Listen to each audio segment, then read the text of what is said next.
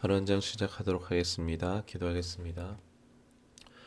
살아계신 하나님 아버지, 은혜 감사드립니다. 하나님, 이 한 주간의 시작을 하나님의 말씀으로 동행케 하여 주시니 감사드립니다.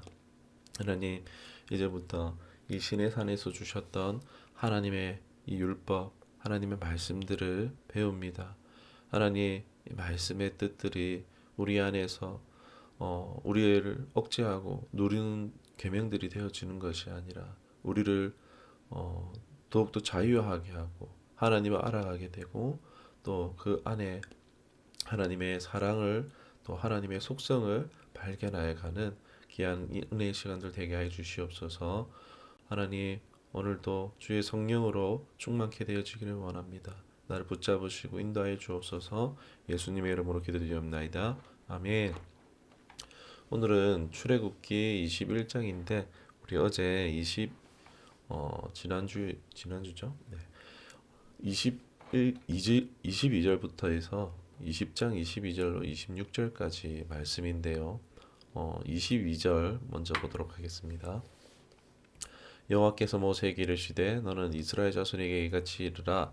내가 하늘로부터 너희에게 말하는 것을 너희 스스로 보았으니. 아멘. 이스라엘이 하나님께 구약 당시에 예배를 드릴 때 주의할 점에 대해서 나오고 있습니다. 마치 이계명과 비슷한 말씀을 또 합니다. 반복해서 신상을 만들지 말라 말하십니다. 이건 인간이 눈으로 보고 싶어하는 형상화하고 싶어하는 욕구를 금하신 것인데 이 하나님의 신성과 신격을 전락시킬 수 있기 때문에 처음부터 철저히 어떻게 보면 배제하시는 것이다라고 볼 수 있습니다. 신약에서는 뭐라고 하고 있습니까? 보지 않고 믿는 것이 복되다라는 말씀이 마치 연상이 되어지는데요. 신앙은 사실 이해가 아닙니다.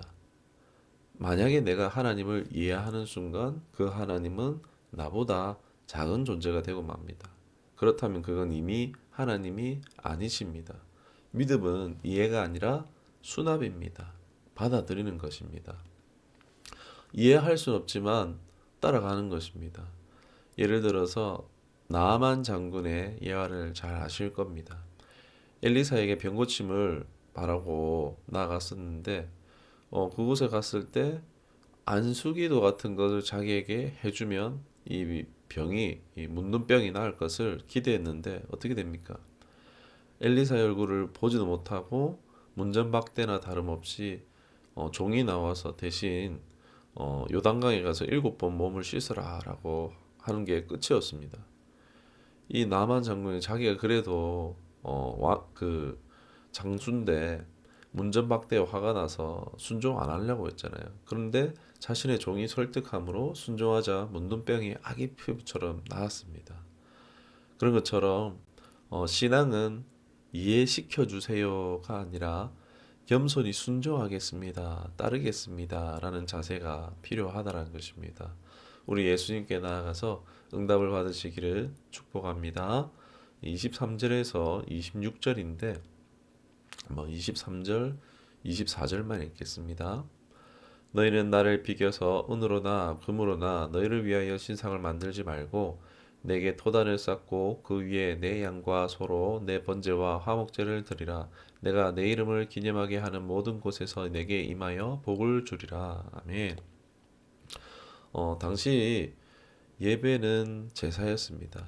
이 어떤 제단으로 예배를 드릴 것인가 라고 하고 있는데 특히 토단으로 흙으로 쌓은 제단에 제물을 드릴 수 있었고 또는 돌로 만든 제단을 허용하시는데 그 돌은 다듬지 않은 돌로 할 것을 말씀드리고 있습니다.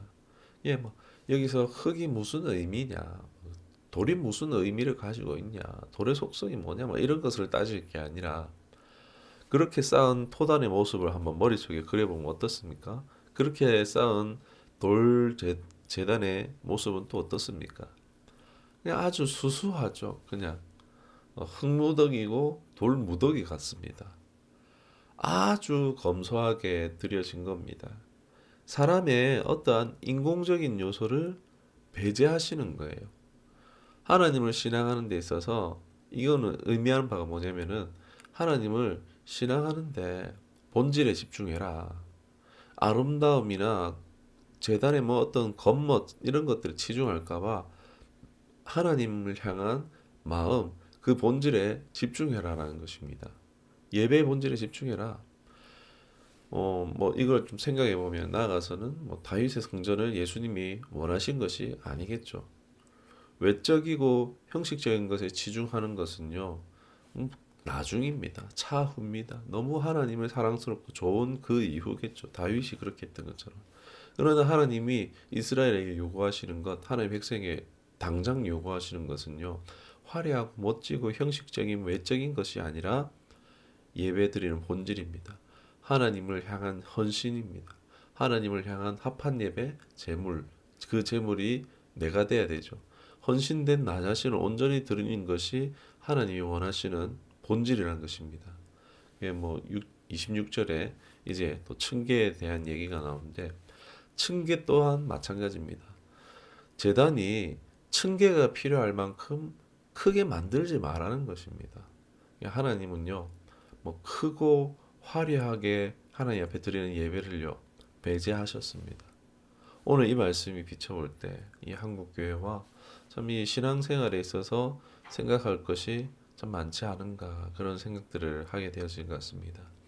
이제 21장의 출애굽기 21장을 보도록 하겠습니다. 1절과 2절에 1절에서 11절까지인데 1절에서 2절까지만 말씀을 읽도록 하겠습니다. 내가 내 백성 앞에 세울 법규는 이러하니라. 내가 히브리 종을 사면 그는 6해 동안 섬길 것이요 7째 해에는 몸값을 물지 않고 나가 자유인이 될 것이며. 아멘. 1절에서 11절까지는요. 노예에 관한 규정입니다. 지금이야 뭐 노예 제도가 우리에게는 익숙한 것이 아니지만 당시 고대 군동에는 넓게 퍼져 있는 제도였습니다. 이 노예 제도를 먼저 들은 생각이 왜 하나님께서는 노예 제도를 허락하셨지라는 것입니다. 의문이 들 수 있지만 당시 그 사회에 맞게 주신 규정이라는 것입니다. 예수님 때에도 이런 일들이 있죠. 모세가 이혼 제도를 준 것이 이혼을 하나님이 허락하서라기보다도 사람의 악함 때문에 너무 너희들이 악하게 하니까 좀 인권을 존중받을 수 있도록 기준을 줬다라는 것입니다. 이도 마찬가지로 할 수 있습니다. 노예 제도를 하나님께서 장려하신 것이 아니라 인권 자체에 관심이 있으셨다라는 것입니다. 히브리인 출신의 노예들을 이야기할 때 어, 히브리인들 출신이 사실 노예잖아요. 상처가 상처를 낳는다고 미운 시어머니 밑에 독한 시어머니가 된다라는 말이 있는 것처럼 이스라엘이 노예를 부린다면 아마 더 잔혹하게 노예를 대할 수도 있었을 것입니다. 당시 노예는 돈으로 주고 사고 파는 물건과도 같았습니다. 그 히브리인 노예는요, 그런 당시의 인권에 비하면요, 상당하다라고 할 수 있습니다. 남녀에 대한 규정이 또 구별되어 있지만 대략만 말씀드리면 일단은 안식일 날 쉽니다. 야, 뭐 노예가 쉬는 날이 어딨습니까? 근데 히브리인 노예는 안식일은 쉽니다. 이 주인이 폭행 시에 법적으로 보복이 가능합니다. 법적 보호가 적용이 되고 있고 자유를 얻을 수, 자유를 얻을 수 있습니다. 무엇보다도 이 7년째에 자유를 얻게 된다는 것입니다. 당시에 굉장히 파격적인 법이라고 할 수가 있겠습니다. 이게 하나님께서 이렇게 인권을 생각하고 계셨다라는 것을 보시면 될 것 같습니다. 그리고 12절에서 17절까지인데 사형에 해당하는 법입니다. 뭐 12절, 뭐 15절 이렇게 보도록 하겠습니다. 12절입니다. 사람을 쳐 죽인 자는 반드시 죽일 것이나 15절입니다. 자기 아버지나 어머니를 치는 자는 반드시 죽을지니라. 16절도 보겠습니다. 사람을 납치한 자가 그 사람을 팔았든지 자기 소에 두었든지 그를 반드시 죽일지니라. 아멘. 사형에 해당하는 범죄 크게 이 세 가지를 얘기하고 있습니다. 첫 번째는 살인, 두 번째는 부모 폭행, 세 번째는 유괴라는 범죄로 규정합니다. 다 사람들과의 그런 중요한 부분들이죠. 먼저 살인은 고의성이 있느냐 없느냐에 따라서 처벌하는데 고의적 살인은 사형을 내리고 고의가 아닌 혹여나 실수로 부지 중에 지은 살인은 도피성으로 피할 수가 있었습니다. 레윈들의 있는 그 성읍에 도피성을 정해서 그곳에 도망하도록 했습니다. 당시에 대제사장이 죽기까지 그곳에 피해서 살 수가 있었습니다. 뭐 피해 보복자를 피하기 위해서 스스로 찾아가는 감옥 같은 곳이 어떻게 보면 도피성이라 할 수 있겠죠. 그곳에서 재판을 하기도 하는데 고의성이 있으면은 그곳이 아무리 거룩한 곳이고 여호와의 장소라 할지라도 끌어내서 죽이도록 이렇게 조치되어져 있습니다. 15절 17절 보면은 5계명에서 우리 부모님을 공경하라라는 계명과 대조되어지는 부모를 저주하는 자는 사형에 처하라라고 말하고 있습니다. 이 부모 자식과의 관계는 어떻습니까? 하나님과의 뭔가 대리적 관계의 모형이며 또 공동체의 출발입니다. 가장 기초가 되는 출발이 되는 공동체죠. 이것을 잘하면은 하나님께서 어떤 약속을 주십니까? 장수의 복을 주셨어요. 그런데 반대로 그렇지 않았을 때 부모를 저주했을 때에 뭐 농담 삼아서 공격하라 뭐 이랬는데 공격했을 때 어떻게 됩니까? 사형에 처해지는 굉장히 강력한 법규임을 알 수가 있습니다. 이 하나님의 의도한 가족에 대한 목적과 사회 질서를 파괴하고 어, 공동체를 위협하는 행위였기 때문에 굉장히 엄히 다룬다라고 볼 수 있겠습니다. 16절에는 유괴죠. 돈 욕심, 이익 뭐 이런 것 때문에 인권을 유린하는 행위에 대해서 또 엄히 다루는 것입니다. 뭐 살인, 불효, 유괴 이 모든 것은 바로 인간의 존엄성을 파괴하는 하나님의 형상을 파괴하는 중대한 행위라는 것입니다. 직접 하나님께 대한 것이기도 되죠. 그 본질 자체가 너무 추악하기 때문에 사형에 해당하는 것입니다. 18절에서 27절까지는요. 사형에 해당하는 죄보다 그 이하의 법률을 다루고 있는데 신체적 피해에 대한 상해 법률을 다루고 있습니다. 18절, 네, 18절, 27절만 보겠습니다. 사람이 서로 싸우다가 하나가 돌이나 주먹으로 그의 상대방을 쳤으나 그가 죽지 않고 그 자리에 누웠다가 27절입니다. 그 남종의 이나 여종의 이를 쳐서 빠뜨리면 그 이에 대한 보상으로 그를 놔줄지니라. 아멘. 신체적인 이런 상해에 대한 법률을 다루는데 만약에 뭐 18절에서 이야기하는 것은 분쟁으로 상해를 일으켰을 때 금전 배상을 원칙으로 하고 있습니다. 그리고 뭐 20절, 21절을 보면은 노예 학대법 중에 학대했을 때 법적으로 이 주권을 인정하기는 하지만은 잔악한 대우를 완화시키기 위해서요. 이러한 종의 생사권을 위한 법규를 주시는 겁니다. 또 뭐 부상으로 인해서 낙태를 했을 때에 그 부모가 청구해야 되는 금전적 보상을 해야 합니다. 그리고 23절에서 25절을 보면은 많이 듣던 동해 보복법이 나오죠. 그 상해를 주면은 뭐 같이 이렇게 또 상해 입히라 이런 법처럼 들리지만 오히려 만약에 내가 오른쪽 눈을 맞았어요. 멍들었어요. 근데 상해 법에 따라서 내가 한 대 때렸어요. 근데 똑같이 상처가 안 났어요. 그럼 어떻게 되겠습니까? 문제가 되는 겁니다. 굉장히 이게 실현하기가 어려운 법입니다. 이게 상해를 오히려 줄이기 위한 그런 법규라고 할 수가 있겠고 현실적으로 적용하기 어려운 법입니다. 정확하게 갚는다는 것이 어렵습니다. 보복을 권장한다기보다도 오히려 보복을 포기할 수 있도록 도움이 됩니다. 그리고 뭐 종의 눈이나 이에 대해서 막 때려가지고 피해를 입히면은 주인은 그 종에게 자유를 주라는 것입니다. 뭐 이가 빠지면 어떻게 됩니까? 이는 한번 빠지면은 이제 그 당시에는 다시 이렇게 나지 않죠. 뭐 지금도 나지 않죠. 그러니까 우리는 뭐 치과에 가면 되지만 그 당시에는 평생 불구로 살아야 됩니다. 그래서 그에 대한 영구한 장애를 줬기 때문에 그 보상으로 내어 보내줘야 된다라고 하고 있습니다. 28절에서 32절까지 말씀입니다. 어, 28절, 32절 말씀 보겠습니다. 그냥 28절과 32절만 보겠습니다. 소가 남자나 여자를 받아서 죽이면 그 소는 반드시 돌로 쳐서 죽일 것이요 그 고기는 먹지 말 것이며 임자는 형벌을 면하느니와. 아멘. 32절입니다. 소가 만일 남종이나 여종을 받으면 소 임자가 30세겔을 그의 상전에게 줄 것이요 소는 돌로 쳐서 죽일지니라. 아멘. 사람을 해치는 그 짐승의 대표로 이렇게 소를 들어서 예를 든 관한 법률이라 할 수 있습니다. 소를 예로 들었는데 내용을 보면 좀 세분화되어져 있습니다.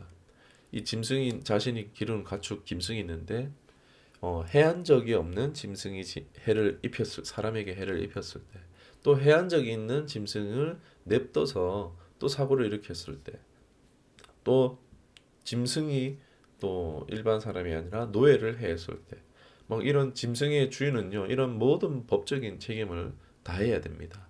이 짐승이 사람이 했을 때 잡아 죽이는데 왜 잡아 죽입니까? 창조 질서를 파기했기 때문입니다. 또 인간을 보호하기 위해 자연스러운 결정이기도 합니다. 또 이런 짐승은 부정하기에 먹지 않습니다. 공동체가 전체가 모인 가운데서 처형을 하는데, 왜냐하면 사람을 죽이는 것은 바로 그 땅을 더럽히는 것이기 때문에 사람을 죽인 소를 또 죽임으로써 이 땅의 오염을 제거하는 것이 그런 기능을 하였던 것입니다. 이제 33절에서 36절까지입니다.